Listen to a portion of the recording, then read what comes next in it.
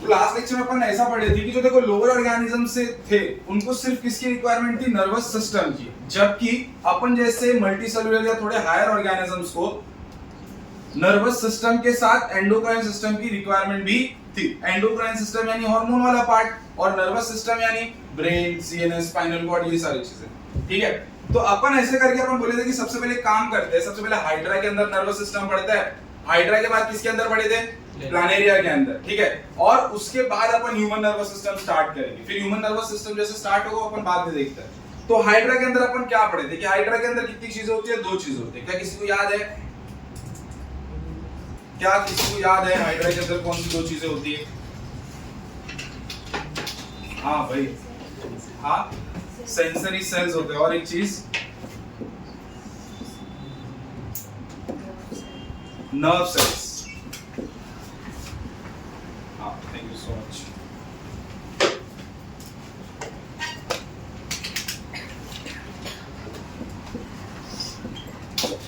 Nerve cells और क्या होती है, सेंसरी सेल। नर्व सेल्स क्या बनाती है, नर्व सेल्स बनाती है नर्व नेट, और वो नर्व नेट कहाँ प्रेजेंट होता है, मेसोग्लिया में। कहाँ प्रेजेंट होता है, देखो अगर तुम्हें रिवाइज करके आगे तो मुझे इतना टाइम नहीं लगेगा ना, फिर तुम फटाफट रिवाइज हो जाएगा अपना।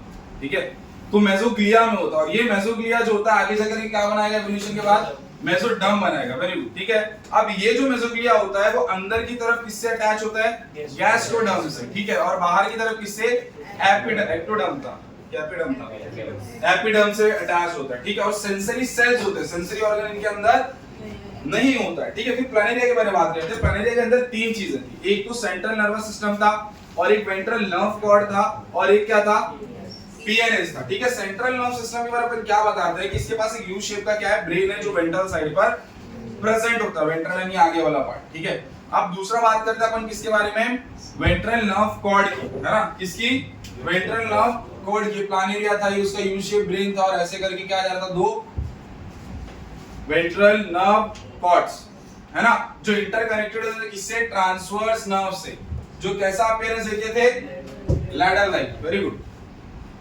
फिर अपन बढ़ते पेरिफेरल नर्वस सिस्टम।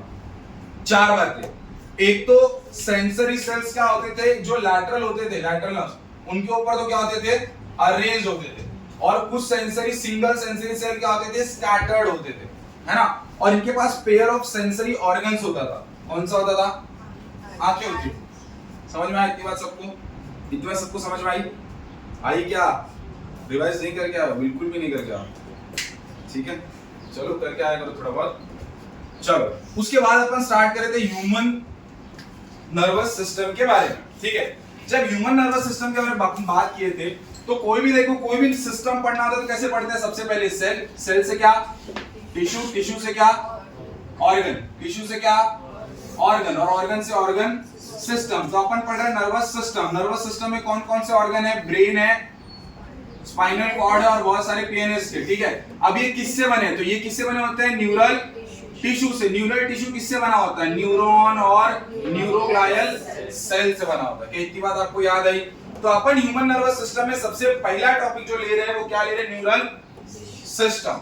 एक बार न्यूरल टिश्यू, है ना, अगर एक बार न्यूरल टिश्यू में क्या पढ़ेंगे, न्यूरॉन पढ़ेंगे, न्यूरॉन के बाद न्यूरोग्लायल सेल पढ़ेंगे, फिर न्यूरॉन के बीच से क्या पढ़ेंगे, कनेक्शन पढ़ेंगे, जिसको क्या बोलते हैं, सिनैप्स। ठीक है, और चौथी बात अपन पढ़ेंगे कि सिनैप्स में से कैसे इंफॉर्मेशन ट्रांसफर होता है। ये 4 बात अपन किसमें पढ़ेंगे, न्यूरल टिश्यू में। किसमें पढ़ेंगे, न्यूरल टिश्यू में। और न्यूरल टिश्यू पढ़ने के बाद फिर अपन किस तरफ बढ़ेंगे, ऑर्गन्स की तरफ। तो ऑर्गन्स में सबसे पहले अपन कौन सा ऑर्गन पढ़ेंगे, ब्रेन।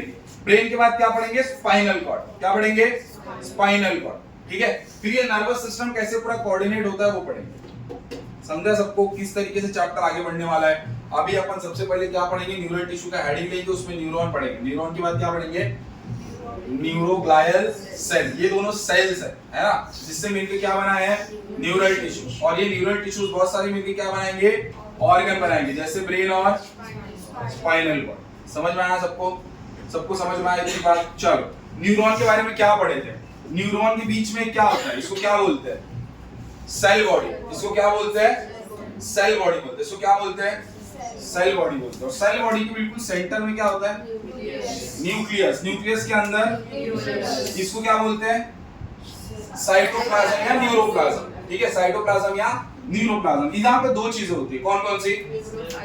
वेरी गुड, न्यूरोफाइब्रिल्स और निसल्स ग्रैन्यूल्स। समझ में आया? ये होगा तुम्हारा सेल बॉडी, ठीक है। अब इसके ऊपर क्या था तुम्हारे पास? डेंड्रॉन्स। डेंड्रॉन्स के बारे में तीन बातें बतानी है। सबसे पहली बात क्या बताओगे कि ये कैसा है?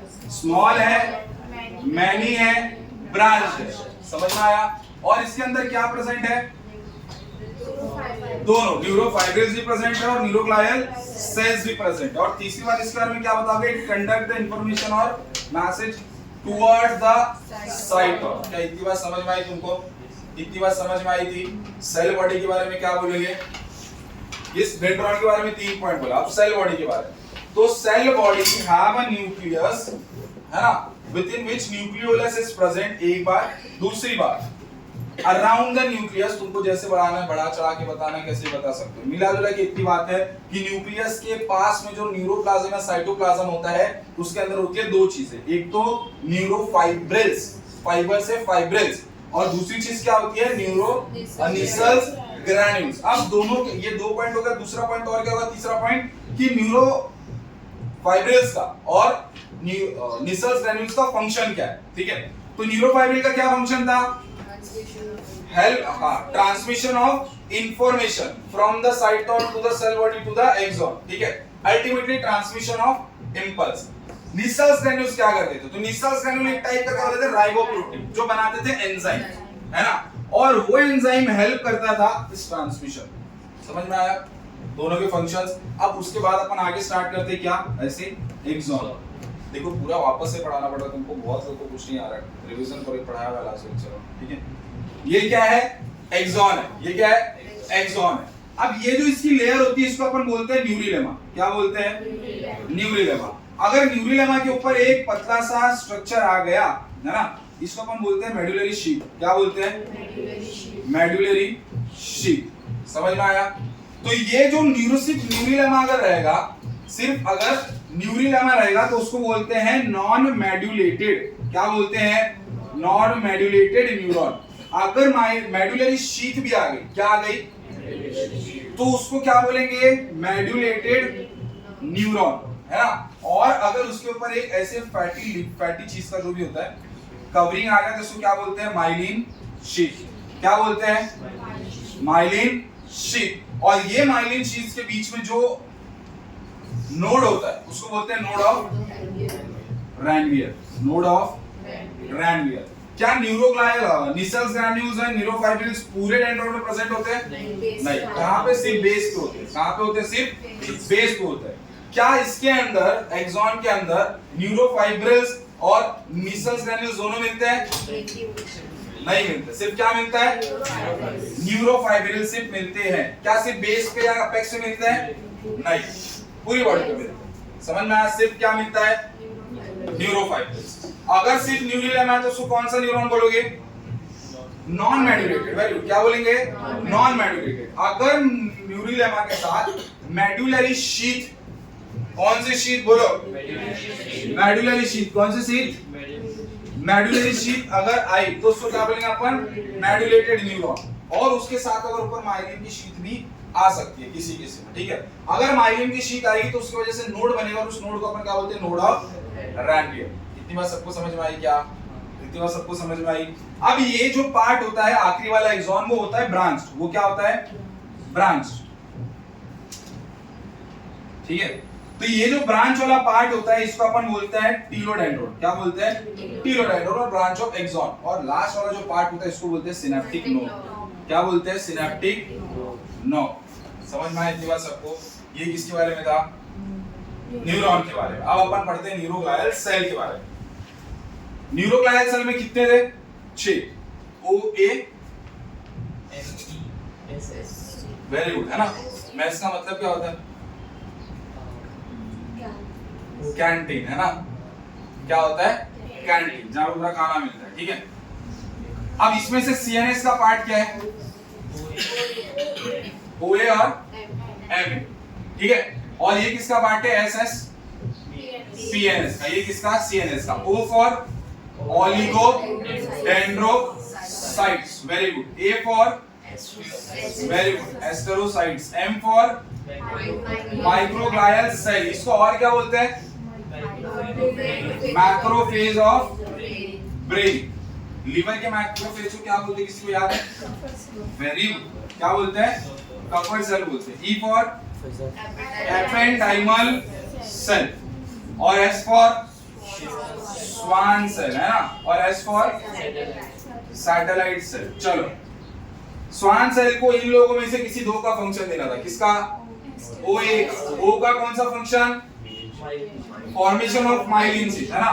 तो ये क्या करता है? फॉर्मेशन ऑफ माइलिन शीथ, और ये भी क्या करता है? Formation of myelin sheath. दूसरा फंक्शन किसका दोगे इसको? एस्ट्रोसाइट का। Astrocyte is the most abundant, और ये भी क्या है? Most abundant. ये भी क्या है? Most abundant. बस इसमें क्या लगाओगे? सीएनएस का फॉर माइलिन शीथ, और सीएनएस में है मोस्ट अबंडेंट, और ये फॉर्म करता है myelin sheath in the PNS, और ये मोस्ट अबंडेंट है कहां पर? पीएनएस। क्या याद आया सबको? ये हेल्प करता था किसमें? ट्रांसमिशन में ऑफ इंपल्स में। ये भी हेल्प करेगा ट्रांसमिशन ऑफ इंपल्स में। ये तो फालतू सी बात थी, ठीक है। एपेंडाइमल सेल, और हाँ, एस्ट्रोसाइट का क्या फंक्शन था? स्टार शेप का होता था। Very good. और secretion and absorption of neurotransmitter, है ना। और उसके बाद क्या आता था फिर अपने पास? Ependymal cell. एपेंडाइमल सेल क्या होते थे? एक ऐसे सिंगल लेयर के सेल होते थे। तो ये ऐसे फ्लैट भी हो सकते हैं, ऐसे बड़े बड़े लंबे भी हो सकते हैं, इसके ऊपर हेयर भी हो सकती है, सीलिया भी हो सकता है, ठीक है। इनका काम क्या था? Production of CSF. सीएसएफ का फुल फॉर्म सेरिब्रोस्पाइनल फ्लूइड। क्या है? Cerebrospinal fluid. समझ में आया सबको इतनी बात? ये लास्ट लेक्चर की बात है ना। पॉज करो वीडियो।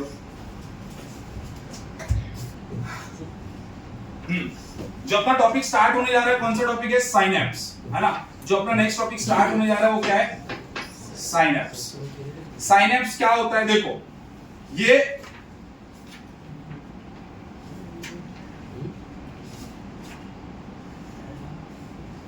क्या है अपना? Synaptic node. ये क्या है? Synaptic node. और सिनेप्टिक नोड के बाद ये जो होता है आपका होता है डेंड्रॉन। ये क्या है? डेंड्रॉन। तो ये सिनेप्टिक नोड, ये थोड़ा सा तुमको ऐसे दिख रहा होगा, है ना, जॉइंट के जैसा। ये क्या है? Synaptic node. और ये क्या है अपना? और सिनेप्स जो होता है वो इन तीन चीजों को मिला के बनता है। इन तीन चीजों को मिला के बनता है। सबसे पहला होता है ये सिनेप्स है। तो जो सिनेप्स आएगा वो क्या होगा? Pre synaptic. सिनेप्स से जो पहले आएगा वो क्या होगा?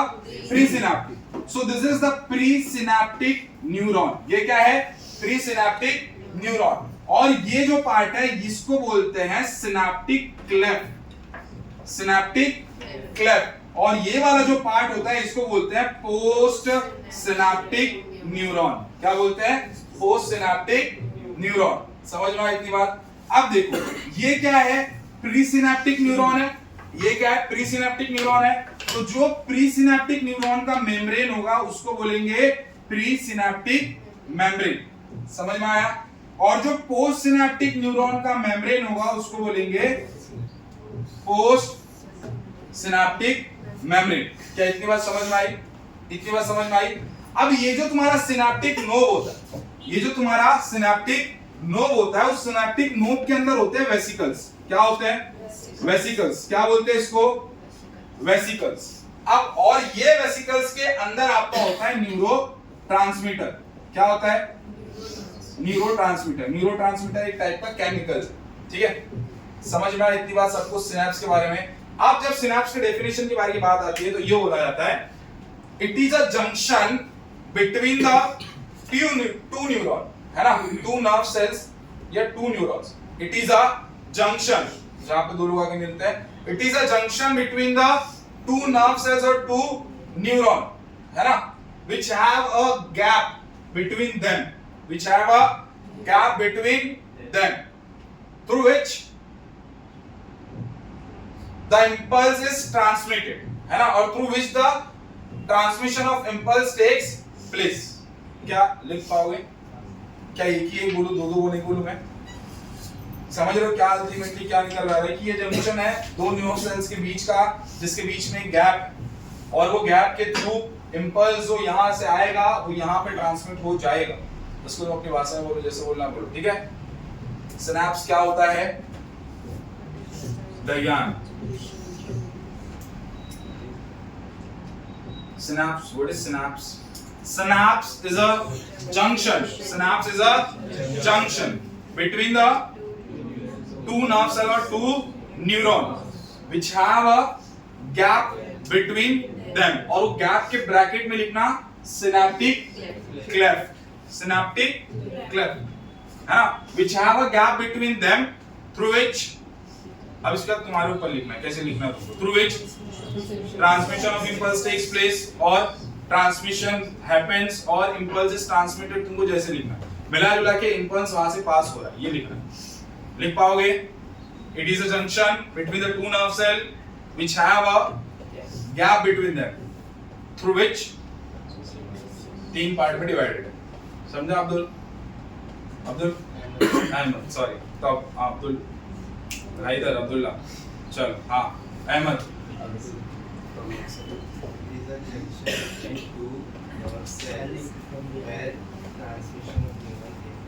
टेक प्लेस, एक पॉइंट छूट गया है ना? हाँ, ये have a gap between them, that called cleft. समझ में आई इतनी बात?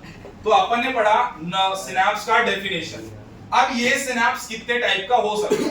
ये सिनैप्स कितने टाइप का हो सकता है? क्या मैंने डेफिनेशन में बोला it is a junction between the axon of the one nerve cell and the dendron of the second another nerve cell? नहीं ना, मैंने क्या बोला? It is a junction between the two neuron और द टू नर्व सेल। तो ये जो अपना जंक्शन है वो एक्सॉन और डेंड्रॉन के बीच में भी हो सकता है, एक्सॉन और इधर भी एक्सॉन हो ऐसे भी हो सकता है, इधर भी डेंड्रॉन हो और इधर भी डेंड्रॉन है ऐसा भी हो सकता है, और एक्सॉन से डेंड्रॉन नहीं करने के बजाय कोई और करे, ऑर्गन करे, मसल करे। तो अगर एक्सॉन के साथ डेंड्रॉन कर रहा है तो उस टाइप के सिनैप्स को क्या बोलेंगे? एक्सोडेंड्रोनिक। अगर एक्सॉन के साथ एक्सॉन ही आएगा तो क्या बोलेंगे? एक्सोडेंड्रोनिक। अगर एक्सॉन के साथ और डेंड्रॉन के साथ डेंड्रॉन आया तो डेंड्रॉइड्स या डेंड्राइट्स, ठीक है। और अगर एक्सॉन के साथ कोई ऑर्गन आ जाए तो उसको क्या बोलेंगे? एक्सोसोमैटिक। क्या बोलेंगे? क्या बोलेंगे अन्नान? अगर एक्सॉन के साथ कोई ऑर्गन आ जाए तो एक्सोसोमैटिक। वेरी गुड, ठीक है। इतनी बात सबको समझ में आई? इतनी बात सबको समझ में आई? पहला बात डेफिनेशन, दूसरा बात कनेक्शंस, तीसरी बात है ना इसके कंपोनेंट क्या है सिनैप्स के। तो पहला क्या है? प्री सिनैप्टिक न्यूरॉन, दूसरा क्या है? सिनैप्टिक क्लेफ्ट, और तीसरा क्या है? पोस्ट सिनैप्टिक, है ना? समझ में आया? समझ में आया सबको? सिनैप्टिक नोड के अंदर क्या होता है? वेसिकल्स। क्या होता है? वेसिकल्स। उस वेसिकल्स के अंदर क्या होते हैं? Neurotransmitter. Neurotransmitter is a chemical substance. Neurotransmitter is a chemical, क्या है? सब्सटेंस है। बोलो, चलो इतनी बात समझ में आई? अब चौथी चीज जो पढ़नी है सिनैप्स के बारे में वो प्रॉपर्टी है। क्या है उसकी? प्रॉपर्टी। तो प्रॉपर्टी को याद करना कुछ बताया था मैंने?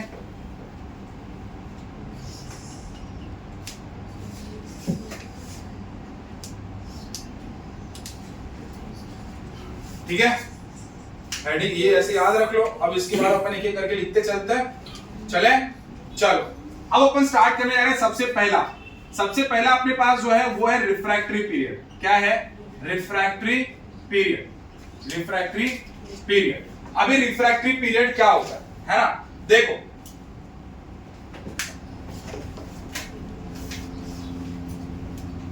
तुम मीरा रोड स्टेशन से भागना स्टार्ट किए, मीरा रोड स्टेशन से भागना स्टार्ट किए, वो जो इसके पहले वाला सर्कल आता है, भागते भागते वहां तक क्या हो जाओगे? तुम थक जाओगे, थक जाओगे। मैं बोलूं थोड़ा और भागो तो तुम थोड़ा और आगे तक आओगे, है ना? फिर थोड़ा तुम और भागो, बोलूं तो थोड़ा और भागोगे। एक टाइम आएगा जब तुम गिर जाओगे। क्या इस चीज फील हो रही है कि एक टाइम के बाद तुम क्या हो जाओगे? गिर जाओ। समझ में आया? या तुमको एक और एग्जांपल लेता हूं मैं, बाल्टी, है ना? क्या? बाल्टी उठाया, पहले 5 मिनट तुम मस्त एकदम हंस हंस के स्माइल के साथ उठा के खड़े रहोगे। बाल्टी को भरा हो, बाल्टी की बात करो, उठा के खड़े हो मस्त फर्स्ट 5 मिनट्स तक। अब धीरे धीरे क्या हो जाएगा? मसल में पेन होने लगेगा। क्या होने लगेगा? मसल में पेन होने लगेगा। धीरे धीरे धीरे धीरे तुम्हारा हाथ नीचे जाने लगेगा, ठीक है? तुम्हें क्या होने लगेगा? पेन होने लगेगा। अब मैं अगर थोड़ा मोटिवेट कर दूं कि कम ऑन तुम कर सकते हो, थोड़ा और है ना, एक डेरे मिल्क ओरियो की बात है ना, करो तो तुम फिर और ज्यादा एफर्ट्स डालना स्टार्ट करोगे, फिर तुम ज्यादा से ज्यादा 1 मिनट और रख लोगे, है ना। एक टाइम आएगा जहां पर तुम क्या कर लोगे, उसको छोड़ दोगे, समझ में आया, क्योंकि तुम्हारा फटीग हो चुका है ना, मसल क्या हो चुका है, पूरा खत्म हो चुका है। तो ये क्या प्रोसेस होता है समझो, देखो ये जो सिनेप्टिक नोब होता है ना, जब तुमने उसको उठाया तो मसल क्या कर रहे हैं, कॉन्ट्रैक्ट कर रहे हैं, मसल क्या कर रहे हैं, यहाँ के कॉन्ट्रैक्ट कर रहे हैं। अब ये मसल कॉन्ट्रैक्ट करने के लिए, ये मसल कॉन्ट्रैक्ट करने के लिए जो मैसेज आ रहा है वो कहां से आ रहा है, ब्रेन से। कहां से आ रहा है, ब्रेन से आ रहा है ना। सबसे पहले तुमने बाल्टी देखी होगी, बाल्टी देख के हाथ लगाई होगी, तो वो जो सेंसरी न्यूरॉन जो भी सेंस करने का गया होगा, कहां पे गया होगा, स्पाइनल कॉर्ड या ब्रेन के पास। फिर ब्रेन ने मैसेज दिया कि मसल कॉन्ट्रैक्ट करो और इसको लिफ्ट करो, गया मैसेज, गया, समझ में आया इतनी बात। अब तुमने उसको क्या कर लिया, ऊपर कर लिया, ठीक है, ऊपर कर लिया। तो मसल कॉन्ट्रैक्शन का ये जो मैसेज था जो ब्रेन ने भेजा है, वो कैसे जाता है, वो न्यूरोट्रांसमीटर के थ्रू एक न्यूरॉन से दूसरे न्यूरॉन में जाता है। किसके थ्रू जाता है, न्यूरोट्रांसमीटर के थ्रू, ठीक है। तो ये सिनेप्टिक नोब है, इसके अंदर एक लिमिटेड नंबर ऑफ न्यूरोट्रांसमीटर होगा। तो अब मान लो तुमने पहले 1 मिनट में किया तो एक वेसिकल गया, है ना, उसने कॉन्ट्रैक्ट करवाया, फिर दूसरे मिनट में दूसरा वेसिकल गया, तीसरे मिनट में तीसरा वेसिकल गया। एक टाइम बाद धीरे धीरे वेसिकल्स क्या होने लगेंगे, खत्म होने लगेंगे, न्यूरोट्रांसमीटर क्या होने लगेगा, खत्म होने लगेगा। जैसे ही न्यूरोट्रांसमीटर पूरी तरीके से खत्म हो जाएगा, मसल को कॉन्ट्रैक्शन का मैसेज जाएगा नहीं, और मसल को अगर कॉन्ट्रैक्शन का मैसेज जाएगा नहीं तो वो कॉन्ट्रैक्ट होगा नहीं, और अगर वो कॉन्ट्रैक्ट होगा नहीं तुम अपने आप उसको छोड़ दोगे। समझ में आया अपने आप की छूटा, बाद में क्या खत्म हो गया था, न्यूरोट्रांसमीटर, है ना। अल्टीमेटली तुम्हारा मसल क्या कर रहा है, वहां पर कॉन्ट्रैक्ट कर रहा है, तो वो कॉन्ट्रैक्ट करने का मैसेज किसने भेजा है, ब्रेन ने। किसने भेजा है, ब्रेन ने। तो वो ब्रेन कैसे उसको बोल रहा है क्या, हाँ बोल रहा है क्या, नहीं, वो क्या करता है, वो न्यूरोट्रांसमीटर एक एक्सॉन से रिलीज कर पाएगा कि ये वाला न्यूरोट्रांसमीटर रिलीज कर दो, तो ये न्यूरोट्रांसमीटर यहां पर रिलीज करेगा, ये वाला एक्सॉन नीचे वाले में करेगा, नीचे वाले नीचे करेगा, ऐसे करके पूरा का पूरा न्यूरोट्रांसमीटर रिलीज होते हुए कहां आएगा, मसल तक आएगा। कहां तक आएगा, मसल तक। मसल क्या हो जाएंगे, कॉन्ट्रैक्ट करेंगे, मसल क्या करेंगे, कॉन्ट्रैक्ट करेंगे। पहला 1 मिनट था, एक वेसिकल्स पूरा गया, न्यूरोट्रांसमीटर ने मैसेज किया, दूसरा मिनट दूसरा वेसिकल, तीसरा मिनट तीसरा वेसिकल।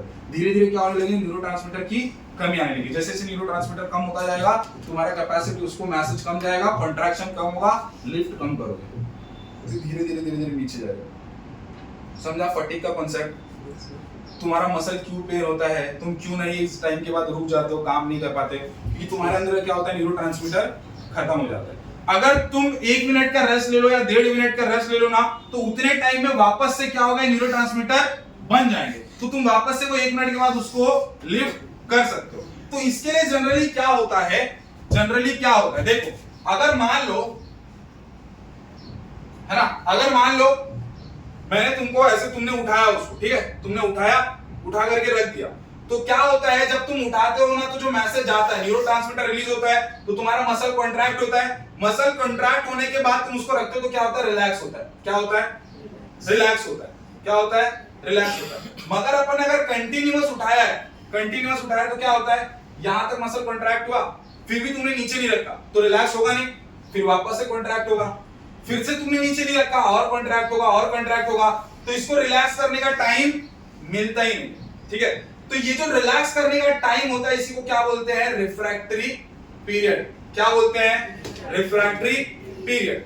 और ये रिफ्रैक्टरी पीरियड जब आता है, जब ये आराम करेगा, तो आराम के दौरान कोई दूसरा, अगर मान लो तुम स्टिमुलस डालते हो, तो ये वापस से एक्साइट नहीं होगा, वापस से एक्साइट नहीं होगा। ये तुमको शायद थोड़ा कम समझ में आया होगा, है ना, ये तुमको थोड़ा कम समझ में आया, समझो।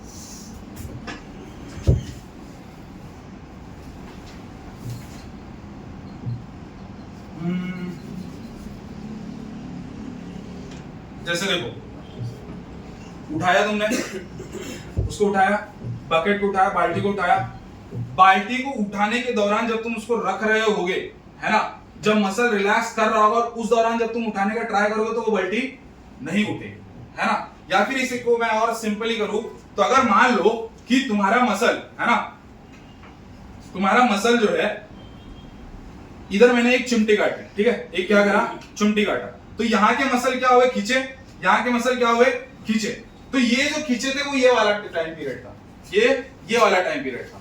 और अगर मैं वापस से, है ना, वो खींचने के टाइम के दौरान फिर वो थोड़ा मैंने रिलैक्स किया, वो आराम से रिलैक्स हुआ, that was a relaxing time. समझ में आया?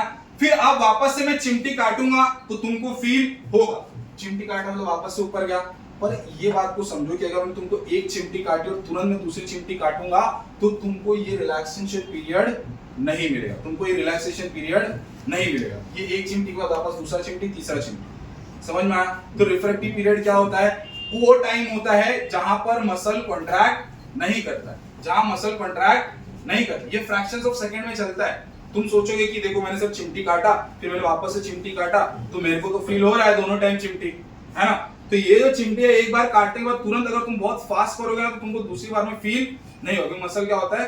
रिलैक्स कर रहा है। जो टाइम पे मसल रिलैक्स कर रहा था उसको क्या बोलते हैं? Refractory period. उसको क्या बोलते हैं? जब मसल क्या कर रहा होता है? रिलैक्स कर रहा होता है। और रिफ्रैक्टिव पीरियड के दौरान आप कोई भी चिमटी काटो, आप कुछ भी स्टिमुलस दो इंसान को, सो कुछ भी पता चलने वाला नहीं। कब नहीं पता चलता है? रिलैक्सेशन के टाइम पे। कब नहीं पता चलता है? रिलैक्सेशन के टाइम। तो रिफ्रैक्टिव पीरियड तुमको समझा? रिफ्रैक्टिव पीरियड समझा तुमको? एक ऐसे ही रिलेटेड कॉन्सेप्ट है कि जब मसल्स काम करते हैं तो मसल मैंने तुमको बताया कि क्या होता है? थक जाते हैं। मसल क्या होता है? थक जाते हैं, तुम्हारा पेन करने लगता है ज्यादा तुम काम करो। तो ये मसल्स क्या है? स्केलेटल मसल है। कार्डियक मसल वो तो कंटिन्यूअसली 24 घंटे बीट करते रहता है ना? वो क्यों नहीं थकता? वो क्यों नहीं स्टॉप करता बीट करना, है ना? वो एक कॉन्सेप्ट है जो अपन कभी फ्री टाइम में पढ़ेंगे, आपके सिलेबस का पार्ट नहीं है, कभी टाइम लगा देखिए, ठीक है? क्योंकि why heart don't stop beating, जबकि मसल्स वगैरह जो एक टाइम के बाद क्या होता है? रुक जाते हैं, काम नहीं कर पाते हैं, एक टाइम के बाद बाल्टी रखना ही पड़ता है, ठीक है? चलो पहला क्या अपना refractory period during which muscle relax, है ना? चलो दूसरा अपने पास क्या आता है? ए फॉर क्या है? देखो मैं ऑल और नन लॉ। ऑल और नन लॉ। ऑल और नन लॉ में क्या होता है? देखो नाम से समझ में आ रहा है, या तो सारे या तो कोई नहीं, या तो सारे या तो कोई नहीं। समझ में आया? या तो सारे या तो कोई नहीं। इसका बहुत अच्छा एग्जांपल होता है अपने पास हार्ट के मसल। किसके मसल? हार्ट के muscle. Either all the muscle will stimulate, stimulation समझते हो ना? स्टिमुलेशन, हाउ मेनी लोग स्टिमुलस स्टिमुलेशन नहीं समझते हो? समझते हो क्या? जैसे हमने चिमटी काटा तो क्या हमने स्टिमुलस बोलते हैं, इसको क्या बोलते हैं? स्टिमुलस बोलते हैं, ठीक है? तो ऑल और नन लॉ क्या होता है? ऑल और नन लॉ ये बोलता है कि जब मैं स्टिमुलस दूंगा तो या तो सारे मसल एक्साइट होंगे, या तो सारे मसल एक्टिविटी करेंगे, या तो कोई भी मसल नहीं करेगा। जिसका बहुत अच्छा एग्जांपल होता है हार्ट के मसल्स, ठीक है? तो हार्ट के जो मसल्स होते हैं वो लोग क्या करते हैं? ऑल और नन लॉ को फॉलो करते हैं। जैसे right ventricle, left ventricle, right atrium, left atrium. ऐसा तो नहीं होता है कि राइट एट्रियम कर रहा है कॉन्ट्रैक्ट, लेफ्ट वाला नहीं कर रहा है ना? जब करता है ब्लड पंप तो पूरा का पूरा हार्ट एक साथ में कॉन्ट्रैक्ट होता है ना? पूरा का पूरा हार्ट एक साथ में कॉन्ट्रैक्ट होता है। अगर एक भी मसल को स्टिमुलस आया तो सारे मसल को अपने साथ में कॉन्ट्रैक्ट करवाएगा। तो ऑल और नन लॉ क्या है? नाम से बस याद रखना, either all the muscle will contract और none of the muscle contract. The example is heart muscle. समझ में आया? तीसरी बात C was the conductivity. C was the conductivity. E बात करते हैं। E is excitability. 4. E is excitability. Excitability क्या होता है ना? Excitability क्या होता है? न्यूरॉन जो होता है, एक्सॉन जो आपको ये दिख रहा है ऐसे, ये एक्सॉन होता है, ये उसका क्या होता है? सिनेप्टिक नोव है। क्या सिनेप्टिक नोव समझ में आ रहा है? तो ये जो एक्सॉन होता है ना, एक्सॉन, वो एक्सॉन होता है चार्ज। क्या होता है? चार्ज। ऐसे दिमाग में लेके चलो, क्यों होता है आगे देखते हैं अपन, ठीक है? एक तरफ पॉजिटिव होता है और एक तरफ क्या होता है? नेगेटिव होता है। एक तरफ पॉजिटिव और एक तरफ क्या होता है? नेगेटिव होता है। तो इसको अपन बोलते हैं पोलराइज्ड। क्या बोलते हैं इसको? पोलराइज्ड। तो एक्साइटेबिलिटी क्या होता है? एक्साइटेबिलिटी क्या होता है? एक्साइटेबिलिटी ये होता है कि अगर अपन कोई स्टिमुलस दे रहे, अपन अगर कोई स्टिमुलस दे रहे, तो ये जो पोलराइज्ड मेम्ब्रेन होता है वो क्या होता है? वो जाता है एक्टिविटी की स्टेट में। इसकी एक कौन से स्टेट में जाता है? एक्टिविटी की स्टेट में। क्या मतलब है इससे? कि मान लो अभी तक अपना ये जो मसल है वो कैसा है? रिलैक्स है। वो कैसा है? रिलैक्स है। समझ में आया? समझ में आया इतनी बात? अब यहां से अगर चिमटी कटी है ना, यहां से अगर चिमटी कटी तो अभी तक तो यहाँ का न्यूरॉन जो था कैसा था, रिलैक्स था, कुछ नहीं कर रहा था। पर जब मैं चिमटी काटता हूं तो उसके बाद वो क्या जाता है यहां से मैसेज, और मैसेज जाने के बाद ये जो एक्सॉन था पहले चुपचाप से बैठा था, तो बाद में क्या हुआ, मैसेज पास ऑन करने की एक्टिविटी में आया, बाद में एक्टिविटी करने में एक्टिव हुआ। समझ रहे हो क्या बोलना चाह रहा हूं मैं, कि पहले चुपचाप बैठा था पर जैसे मैंने स्टिमुलस दिया तो वो किस स्टेट में चला गया, एक्टिविटी की। पहले किस स्टेट में था, रिलैक्सिंग, चिल मार के बैठ रहा था, पर जैसे मैंने कोई भी स्टिमुलस दिया तो किस स्टेट में चलेगा, एक्टिविटी। समझ में आया? और ये क्यों हुआ है, ड्यू टू द पोलराइज जो इसका स्टेट है वो क्यों था अपन आगे देखेंगे। ठीक है, समझ में आया? चलो इसको अपन अभी देखेंगे, थोड़ा सा अच्छे से याद करते हो और अच्छा देखेंगे। ठीक है, चलो अब कंडक्टिविटी क्या होता है, तो ये जो एक्साइटेशन हुआ है, ये जो एक्साइटेशन हुआ है, ये इंपल्स जो यहां पर आया है इसको कंडक्ट करना है ना, इसको पास ऑन करना through the axon, throughout the axon, passing the excitation throughout the axon, throughout the axon। ये हुआ क्या अपना कंडक्टिविटी। क्या अभी तक के चार टॉपिक्स है, नाम याद हुए? पहला टॉपिक का नाम क्या है, रिफ्रैक्टिव पीरियड। रिफ्रैक्टिव पीरियड वो पीरियड होता है जहां पर कोई भी दूसरा मसल वापस से एक्साइट नहीं होता है, कोई भी स्टिमुलस वहां पर काम नहीं करेगा। दूसरा पॉइंट क्या पढ़े, ए फॉर ऑल और नॉन लॉ। ऑल और नॉन लॉ का मतलब या तो सारे मसल एक्साइट होंगे या तो एक भी मसल एक्साइट। एक्साइट का मतलब समझ रहे हो, स्टिमुलस देने के बाद जो काम कर रहे हैं है ना, या तो सारे मसल एक्साइट होंगे या तो एक भी मसल एक्साइट। एक्साइटेशन अब क्या होता है, तो एक्साइटेशन इस क्या है कि कोई भी न्यूरॉन है ना जो भी पोलराइज होता है, जब अपन स्टिमुलस देते हैं तो किस स्टेट में जाता है, into the state of activity, काम करने के स्टेट में, तो उसको अपन बोलते हैं एक्साइटेशन। और कंडक्टिविटी क्या है, to conduct this excitation throughout the axon is called conductivity. समझ में आया सबको? अब इसके बाद अपने को 5 और पढ़ना है।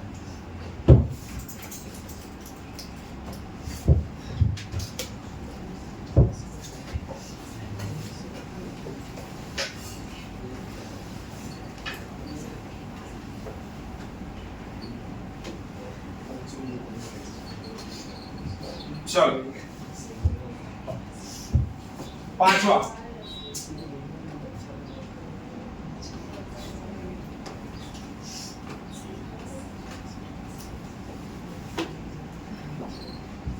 fifth point was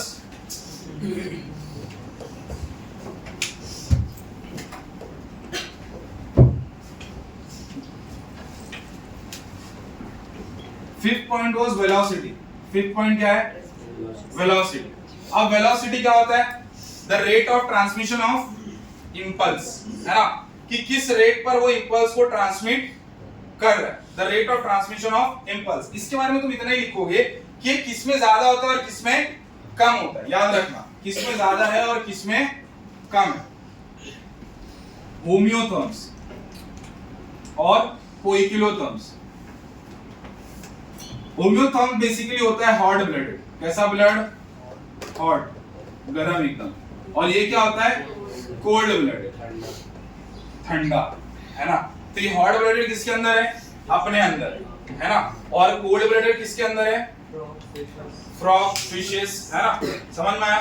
तो किसके अंदर ज्यादा होगा, hormone.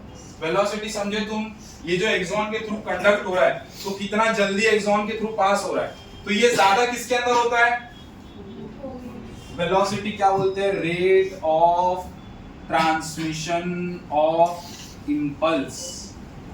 Impulse, rate of transmission of impulse किसमें ज्यादा है, होम्योथर्म्स में। किसमें कम है, पोइकिलोथर्म्स में। ठीक है। दूसरा किसके अंदर ज्यादा होता है, दैट इज, किसके अंदर ज्यादा है, होम्योथर्म्स के अंदर ज्यादा है, और किसके अंदर कम है, पोइकिलोथर्म्स के अंदर कम है। ठीक है। दूसरा आता है अपने पास वॉलेंटरी। दूसरा क्या आता है, वॉलेंटरी और इनवॉलेंटरी। वॉलेंटरी मतलब जो अपने कंट्रोल में हो, और इनवॉलेंटरी जो अपने कंट्रोल में नहीं हो। तो अपने कंट्रोल में कौन कौन से नहीं है? किडनी वाले हैं, हार्ट वाले हैं, ये सारी चीजें अपने कंट्रोल में नहीं है। अपने कंट्रोल में क्या है? थप्पड़ मारना है, लात मारना है ना, ये सारी चीजें अपने कंट्रोल में। तो जो ये सब सारी चीजें है, इसके लिए चिमटी काटते ही चमाट तुरंत जाता है ना, कोई भी गैप नहीं, 1 मिनट का भी गैप नहीं होता। तो ये वॉलेंट्री वाले में क्या होता है? थोड़ा सा फास्टर होता है वेलोसिटी, जबकि इनवॉलेंटरी वाले में थोड़ा सा क्या होता है? स्लोअर होता है। कितना स्लोअर होता है? ये 120 मीटर पर सेकंड तक चल सकता है, और ये कितना चलेगा? 20 to 30 सेंटीमीटर और मीटर पर सेकंड। समझा? इसका रेट कितना है? 120 मीटर पर सेकंड, और इसका 130। सबको समझा? सबको समझा? इसका मतलब क्या है? ये 1 किलोमीटर के आसपास चल जाएगा 10 सेकेंड्स में। यहां से लेकर के आपका मोस्टली जो होगा वो 1 किलोमीटर के आसपास होगा स्टेशन। तो तुम समझ रहे हो कि यहां से लेकर के स्टेशन तक की डिस्टेंस कितने टाइम में ट्रैवल हो रही है? सिर्फ 10 सेकंड। कितने सेकंड्स में? 10 सेकंड्स। समझ में आया? जबकि इसको तकरीबन 50 सेकंड्स के आसपास का टाइम लगेगा वही सेम डिस्टेंस ट्रैवल करने में। तो फास्टर किसमें? वॉलेंट्री वाले में। जबकि इनवॉलेंट्री में क्या? थोड़ा सा स्लो है। इनवॉलेंट्री में क्या? थोड़ा सा स्लो है। ये तो बात हुई वेलोसिटी। अब वेलोसिटी के बाद देखो 4 एस ऐसे निकलने का, 1 एस, 2 एस,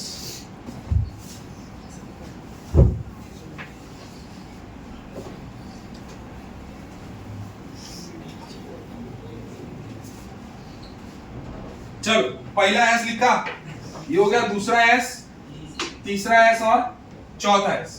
ठीक है, समझा? अब ये एस के आगे लगाओ टी, यू, वी नहीं लगाना, वाई लगाना है ना। क्या लगाना है? S T U V Y. ठीक है, अब इसके बाद तुमको अगर ये एस टी तक याद आए तो इसके आगे का मे भी तुमको याद आ जाए, मे भी तुमको याद आ जाए। तो इसका जो फुल फॉर्म है वो है स्टिमुलस। क्या है? स्टिमुलस। स्टिमुलस स्टिमुलस कर रहा हूं, समझ में आ रहा है? सबसे पहले अपन क्या करते हैं? स्टिमुलस अप्लाई करते हैं। स्टिमुलस अप्लाई करने के बाद वहां पे होता है एक्साइटेशन। क्या होता है? एक्साइटेशन। एक बार एक्साइटेशन हुआ होगा तो उसके बाद क्या होता है? कंडक्शन। कंडक्शन जिसको अपन क्या बोलते हैं? कंडक्टिविटी। इसके पहले बढ़े, समझ रहे हो? कंडक्टिविटी, समझा? चलो अब अपन स्टिमुलस ले रहे, तो स्टिमुलस होता क्या है? ठीक है, स्टिमुलस होता क्या? तो स्टिमुलस बेसिकली डिटेक्टेबल चेंज होता है। क्या होता है? डिटेक्टेबल चेंज होता है। डिटेक्टेबल चेंज होता है जो एक्साइट करता है, जो एक्साइट करता है। देखो ये 3 के आगे और भी है, 3 वर्ड तुमको स्टिमुलस के अंदर याद रखना। डिटेक्टेबल मतलब जो अपन को फील हो सके, जिसको अपन पहचान सके। ठीक है, तो ऐसा कोई चेंज है ना। अब वो जो चेंज हो सकता है, ऐसा डिटेक्टेबल चेंज जो चेंज हो सकता है वो एक्सटर्नल भी हो सकता है और इंटरनल भी हो सकता है। एक्सटर्नल चेंज मतलब क्या? इरिटेशन हो रहा है, कुछ भी हो रहा है, चिमटी काटे, एक्सटर्नल हो गया। इंटरनल में क्या हो गया? किडनी में पेन हो रहा है ना, ब्लैडर बहुत ज्यादा फील हो गया, बहुत ज्यादा यूरिनेट कर नहीं रहे हो, तो वहां भी तुमको पेन फील होता है एक टाइम के बाद, समझ रहे हो? तो ये क्या होगा? चेंज या तो एक्सटर्नल भी हो सकता है और एक तो इंटरनल भी हो सकता है। समझ में आया? तो ये जो चेंज होगा वो डिटेक्टेबल वे में होगा। जैसे या तो वो डिटेक्टेबल फिजिकल हो सकता है, या तो केमिकल हो सकता है, या तो इलेक्ट्रिकल हो सकता है, या तो इलेक्ट्रिकल हो सकता है। तो जब भी कोई detectable physical, chemical, electrical change होगा, किसके अंदर? एक्सटर्नल और इंटरनल एनवायरनमेंट के अंदर। ये एनवायरनमेंट मतलब ये वाला एनवायरनमेंट नहीं, अपना वाला है, अपने जो बॉडी के अंदर। ठीक है, तो वो डिटेक्टेबल फिजिकल, चिमटी, केमिकल अंदर जो रिलीज होता है, या फिर इलेक्ट्रिकल चेंजेस होते हैं। कहां पर होते हैं? या तो एक्सटर्नल में होंगे, या तो कहां पे होंगे? इंटरनल में। तो जब ये चेंजेस होंगे तो वो चेंजेस एक्साइट करते हैं, या तो किसी नर्व को कर सकते हैं, या तो चमाट मारने के लिए मसल्स को कर सकते हैं, या फिर यूरिनेट करने के लिए कि भाई बहुत ज्यादा फुल हो गया तुम्हारा यूरिन ब्लैडर, अब निकालो, इसके लिए ऑर्गन को भी एक्साइट कर सकते हैं। समझ में आया? नर्व्स को कर सकते हैं, चमाट मारने के लिए मसल्स को कर सकते हैं, और यूरिनेशन के लिए ऑर्गन को भी कर सकते हैं। क्या ये बात समझ में? स्टिमुलस क्या होता है? स्टिमुलस क्या होता है? तीन तरीके से याद रखना है। ये एक टाइप का डिटेक्टेबल चेंज होता है जो एक्साइट करता है। ये एक टाइप का डिटेक्टेबल चेंज होता है। डिटेक्टेबल मतलब जिसको हम पहचान सके ऐसा चेंज हो सकता है ना? अगर पीछे से मतलब मान लो ऐसे कोई खाली हल्का सा टच कर रहा है, मेरे बालों को ऐसे टच कर रहा है, मुझे फील नहीं हो रहा है ना, तो वो डिटेक्टेबल नहीं। तो ऐसा चेंज जो डिटेक्टेबल हो, तो डिटेक्टेबल चेंज जो क्या करेगा? एक्साइटेशन करवाएगा। किसका एक्साइटेशन करवाएगा? मे बी किसी नर्व का करवा सकता है, नर्व यानी न्यूरॉन सेल, या तो मसल का करवाएगा या तो ऑर्गन का करवाएगा। तो अब ये जो डिटेक्टेबल है वो किस फॉर्म में होंगे? फिजिकल में हो सकता है डिटेक्टेबल, केमिकल में हो सकता है डिटेक्टेबल, और इलेक्ट्रिकल में हो सकते हैं। और ये चेंज होगा कहां पे? या तो बाहर एक्सटर्नल में, या फिर अंदर इंटरनल में हो सकते हैं। ये ऐसे 3 पॉइंट को लेकर के इसको याद करना है। स्टिमुलस, स्टिमुलस क्या होता है? ये डिटेक्टेबल चेंज होता है जो एक्साइटेशन करवाता है। किन चीजों का एक्साइटेशन करवाता है? नर्व्स का करवा सकता है, मसल्स का करवा सकता है, और ऑर्गन का करवा सकता है। ऑर्गन का कब करवा सकता है? यूरिनेशन के टाइम पे। मसल का कब करवा सकता है? चमाट मारने के लिए। नर्व्स का कब? तो इन जनरल जब मैं चिमटी काटूंगा तो नर्व का तो हो गई है ना, यहां तक मसल ले जाने के लिए नर्व्स का होना ही। ठीक है, इतना समझ में आई? चेंज कहां पर हो सकता है? एक्सटर्नल या इंटरनल। डिटेक्टेबल किस किस फॉर्म में हो सकते हैं? Physical, chemical, electrical. स्टिमुलस समझा सबको? स्टिमुलस समझा? सबको समझा? अब देखो स्टिमुलस, ठीक है। अब एक तो होता है जोर से चमाट मारो तो तुमको स्टिमुलस जाएगा, आराम से तुमको पता चलेगा मारा है, ठीक है। एक तो क्या होगा, मैं ऐसे पीछे से हल्का सा, बहुत ऐसा हल्का सा टच करूं, हल्का सा टच करो तो तुमको पता नहीं चलेगा। या मान लो मैं जोर से आवाज देता हूं, मैं जोर से आवाज दिया तो तुम्हारी कानों में आवाज गया, तुमको डिटेक्ट हुआ, वो चीज फिजिकली डिटेक्ट किया तुमने। और अगर मैं बहुत स्लो आवाज निकालता हूं तो तुमको डिटेक्ट नहीं होगा। तो हर टच डिटेक्ट नहीं होता है। तो डिटेक्ट करने के लिए या स्टिमुलस अप्लाई करने के लिए एक सर्टेन इंटेंसिटी होनी चाहिए, एक सर्टेन इंटेंसिटी होनी चाहिए, है ना। एक सर्टेन अमाउंट में क्या होना चाहिए? प्रेशर होना चाहिए, समझे। माइन्यूट अमाउंट में नहीं होगा।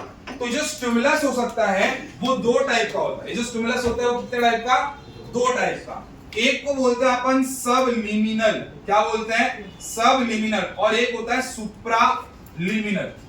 सबलिमिनल यानी वीक, सबलिमिनल यानी वीक, और सुप्रा मतलब स्ट्रॉन्ग।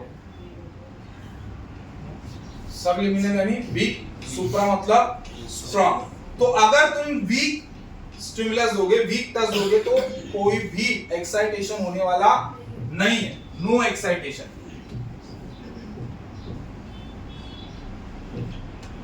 No excitation.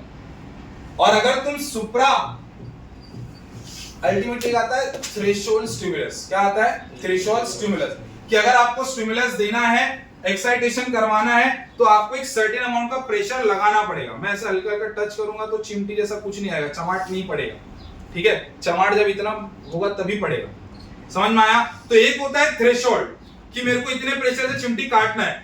अगर उस थ्रेशोल्ड से नीचे दोगे तो उसको बोलते हैं सबलिमिनल। तो इसमें उसको चिमटी की फील नहीं होगी, उसको स्टिमुलस जनरेट नहीं होगा, तो एक्साइटेशन नहीं होगा। और अगर तुम उससे ज्यादा दोगे, उससे तुम ज्यादा दोगे, तो उसको इस लेवल का ही स्टिमुलस फील होगा। अल्टीमेटली क्या हो रहा है? मैं चिमटी काट रहा हूं, उसको चिमटी का स्टिमुलस जा रहा है, वो स्टिमुलस मैसेज लेके जा रहा है ना। स्टिमुलस जा रहा है तो क्या हो रहा है? वो एक्साइटेशन हो रहा है, यहाँ पे वो एक्साइटेशन कंडक्ट हो रहा है कहां तक? ब्रेन तक, है ना। तो वो स्टिमुलस मैंने अप्लाई किया, एक्साइटेशन हुआ और वो कंडक्ट हुआ। अगर मैं स्टिमुलस को कम प्रेशर लगाऊं तो वो स्टिमुलस एक्साइटेशन नहीं करवाएगा। तो इसीलिए बोलते हैं कि अगर सबलिमिनल या वीक तुमने दिया तो कोई भी टाइप का एक्साइटेशन नहीं होगा, और जब तक एक्साइटेशन होगा नहीं, चमाट पड़ेगी। और अगर तुमने बहुत ज्यादा दे दिया तो थ्रेशोल्ड के लेवल का ही, है ना। ऐसा नहीं है कि अगर तुमने बहुत ज्यादा जोर से चिमटी काटी तो तुमको इतना ऐसा जोर का थप्पड़ पड़ेगा कि तुम गिर के मर जाओगे। थप्पड़ का जो लेवल होगा वो एक उसके औकात के हिसाब से, उसके अंदर जितनी पावर है उतना ही होगा। समझ में आया?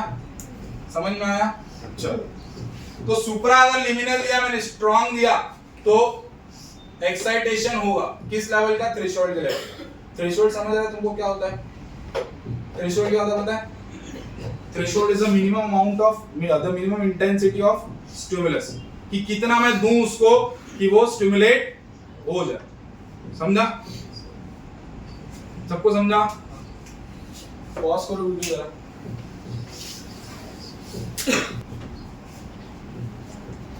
समेशन है ना। अब दूसरा अपने पास आ जा रहा है समेशन। सम मतलब समझते हो?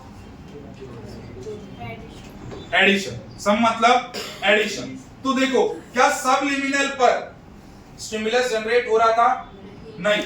मगर तुम अगर एक सबलिमिनल दिए, उसके बाद दूसरा दिए, उसके बाद तीसरा दिए, उसके बाद चौथा दिए, है ना, मतलब तुम 90-90 का अगर तुम बार-बार कंटिन्यूअस देते जा रहे हो, तो एक टाइम के बाद वो ऐड होकर के आपको 100 का स्टिमुलस दे देते हैं। इसको क्या बोलते हैं अपन? स्टिमुलस। स्टिमुलस में क्या बोलोगे? समेशन। समेशन में क्या बोलोगे? When the subliminal stimulus is applied in successive manner, है ना, in successive manner, then excitation occurs, है ना। इससे क्या समझे तुम कि सबलिमिनल जब मैं दे रहा था तो क्या स्टिमुलस जनरेट हो रहा था? नहीं। पर अगर मैं सबलिमिनल को बार बार सक्सेसिव, एक के बाद दूसरा के बाद तीसरा के बाद चौथा पांचवा कंसेक्यूटिव देता रहूं तो स्टिमुलस जनरेट होगा। क्यों? क्योंकि जो पुराने वाले आए हैं वो क्या हो जाएंगे? ऐड हो जाएंगे। समझ में आया सबको? तो जब ऐड होंगे तो वो थ्रेशोल्ड 100 पे जो होता है उतना आपको स्टिमुलस दे देंगे।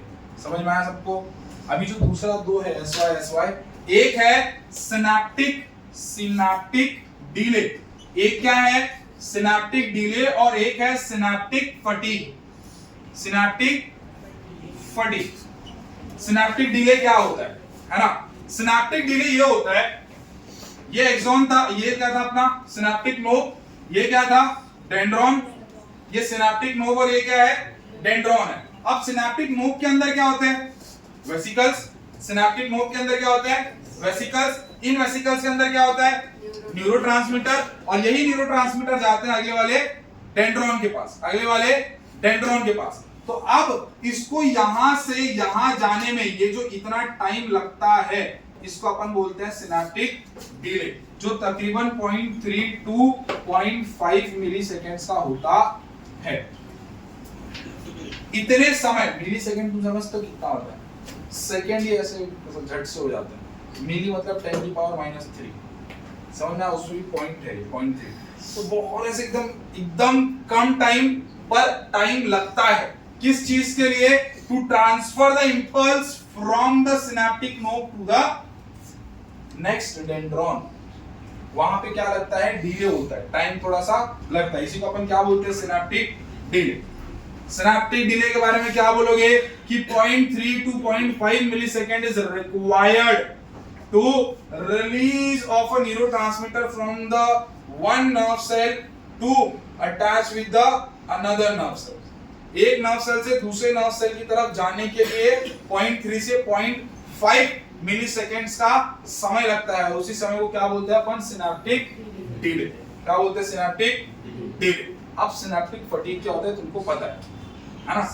सिनेप्टिक फटीग तुमको पता है, बताया ना अभी मैंने कि ये क्या होता है? कंटिन्यूअसली अगर वेसिकल्स ब्रेक होते जाएंगे तो न्यूरोट्रांसमीटर रिलीज होता जाएगा, और एक टाइम के बाद न्यूरोट्रांसमीटर क्या हो जाएंगे? एग्जॉस्ट हो जाएंगे। एग्जॉस्ट मतलब खत्म हो जाएंगे।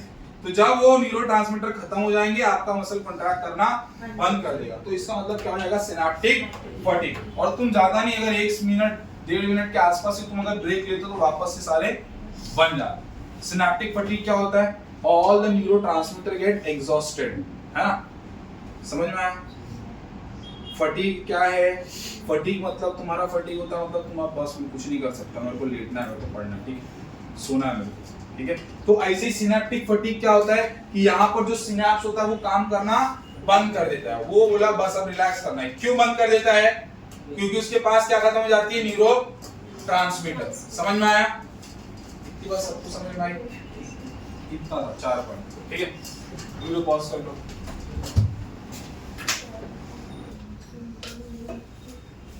चले स्टार्ट करें। तो अभी तक अपन ने पढ़ा 10 property, that was the race versus क्या, और कम करूं, गर्मी लग रही है।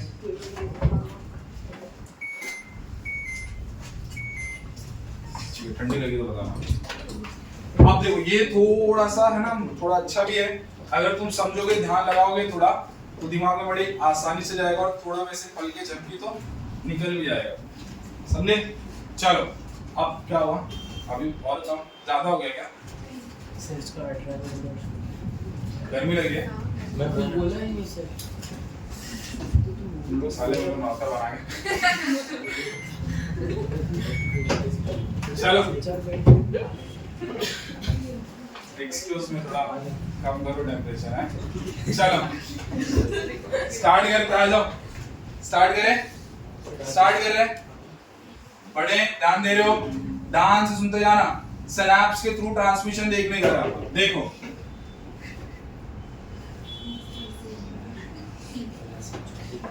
ये है सिनैप्टिक नोड। ये क्या है? Synaptic node. इसके अंदर क्या है? ये वेसिकल्स। Very good. और वेसिकल्स के अंदर क्या होते हैं?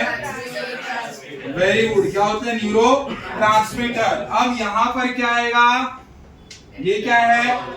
Dendron of the another neuron. इतनी बात समझ में आ रही है? This is also called a pre synaptic neuron, this is called post synaptic neuron, this is called synaptic cleft। इतनी बात समझ में आई?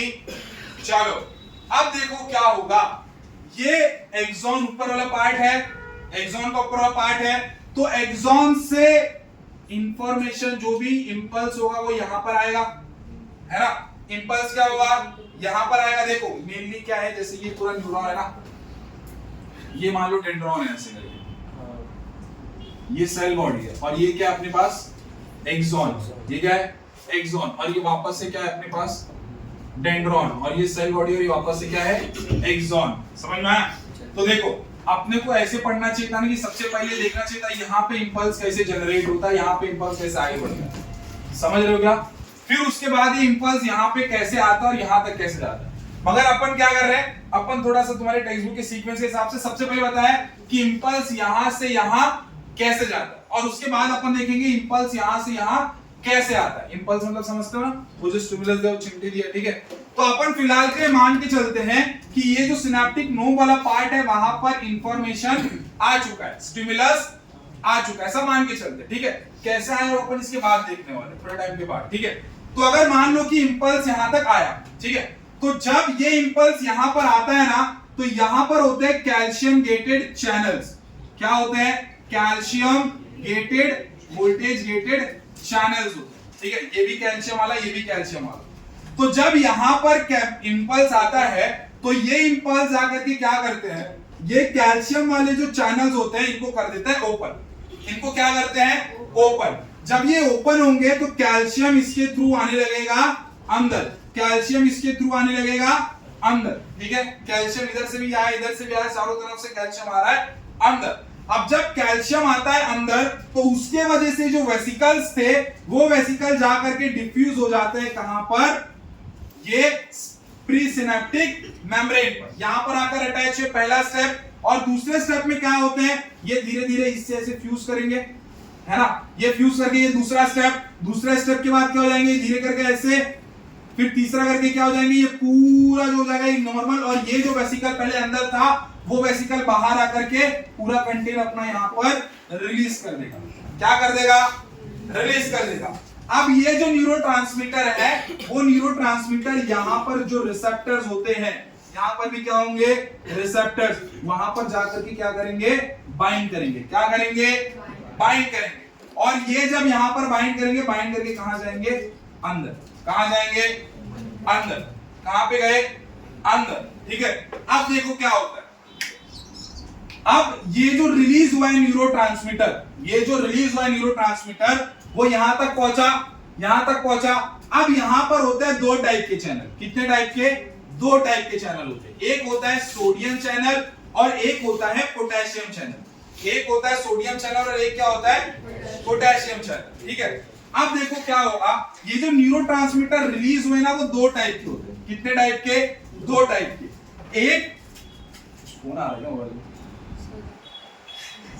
एक तो कंटिन्यू करेगा कि इधर से इधर इंपल्स गया है तो उसको आगे भी पास करेगा, आगे भी पास करेगा।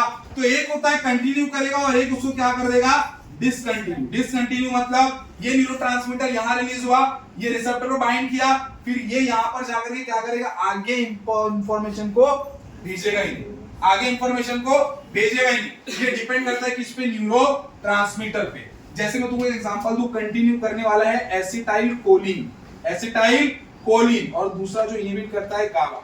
ज्यादा अच्छे से समझेगा। मतलब क्या हुआ देखो, इंपल्स आया एक्सॉन तक, इंपल्स आया, जब इंपल्स यहां तक आया तो क्या हुआ, ये जो कैल्शियम वोल्टेज गेटेड चैनल थे वो क्या हो गए, ओपन। जैसे कैल्शियम चैनल ओपन हुए कैल्शियम आने लगा अंदर। अब जैसे कैल्शियम अंदर आता है तो ये वेसिकल्स क्या करते हैं, ये मेम्ब्रेन पर जाकर के डिफ्यूज हो जाते हैं और डिफ्यूज होकर अपने अंदर का सारा न्यूरोट्रांसमीटर कहां रिलीज करेंगे, सिनेप्टिक क्लेफ्ट पे। अब जब ये बार सिनेप्टिक क्लेफ्ट में रिलीज हुआ है उसके बाद ये जाकर बाइंड करेगा receptor which is present on the dendron of the next neuron.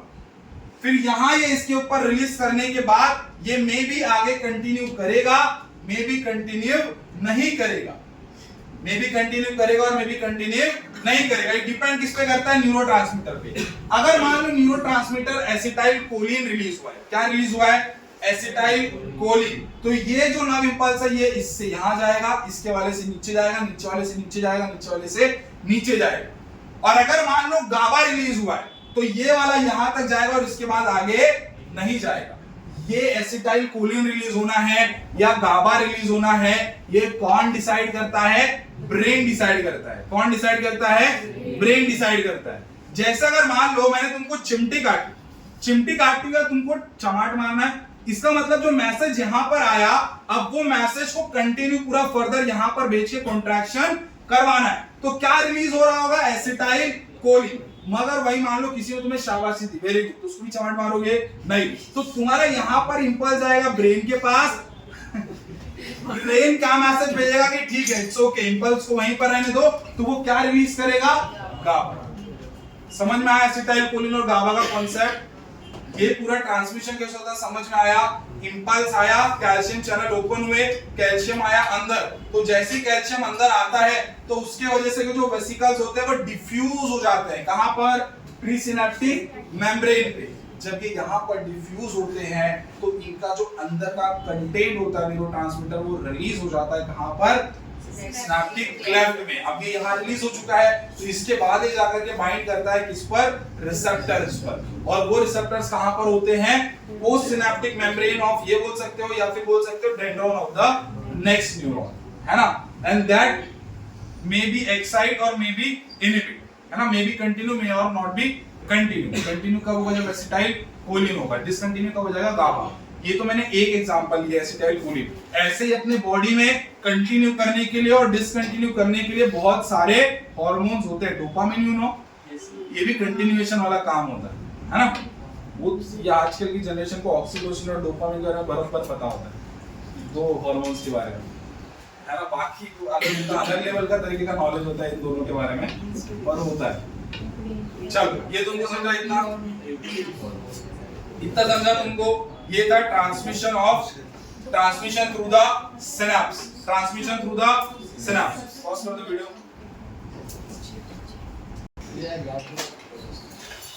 देखो तो अभी अपन ने आज की डेट में, आज का जो तारीख था उसमें क्या पढ़ा अपन ने, दो टॉपिक अभी तक कवर किए। सबसे पहला प्रॉपर्टी देखा, प्रॉपर्टी के बाद देखा ट्रांसमिशन थ्रू द सिनेप्स, और ट्रांसमिशन थ्रू द सिनेप्स के बाद अपन जो सिनेप्स का आखिरी पॉइंट पढ़ने जा रहे हैं वो है type of synapse, type of synapse. अब ये जो टाइप ऑफ सिनेप्स कितने टाइप का होता है, तो एक होता है इलेक्ट्रिकल और एक होता है केमिकल। फर्क क्या होता है दोनों में, फर्क ये होता है कि इलेक्ट्रिकल में जो गैप होता है ना वो क्या होता है, थोड़ा सा कम होता है, जबकि वही गैप केमिकल में क्या होता है, ज्यादा होता है। केमिकल में क्या होता है, ज्यादा होता है। और गैप कम होने की वजह से जो ट्रांसमिशन होता है, जो ट्रांसमिशन होता है वो यहां पर फास्टर होता है। क्या होता है? फास्टर होता है, जबकि यहां पे क्या होता है? स्लो होता है। ठीक है, दो बातें समझ में आई सबको? इलेक्ट्रिकल है और केमिकल है। सिनेप्स कितने टाइप का? दो टाइप का, एक इलेक्ट्रिकल और एक केमिकल। इलेक्ट्रिकल के बीच में गैप कैसा होता है? कम या ज्यादा? कम। और केमिकल के बीच में गैप ज्यादा। अब गैप कम है इसके बीच में, इसलिए ट्रांसमिशन क्या होता है? फास्टर, जबकि इसके बीच में ट्रांसमीटर स्लो होता है। ये कहां पर मिलता है? ये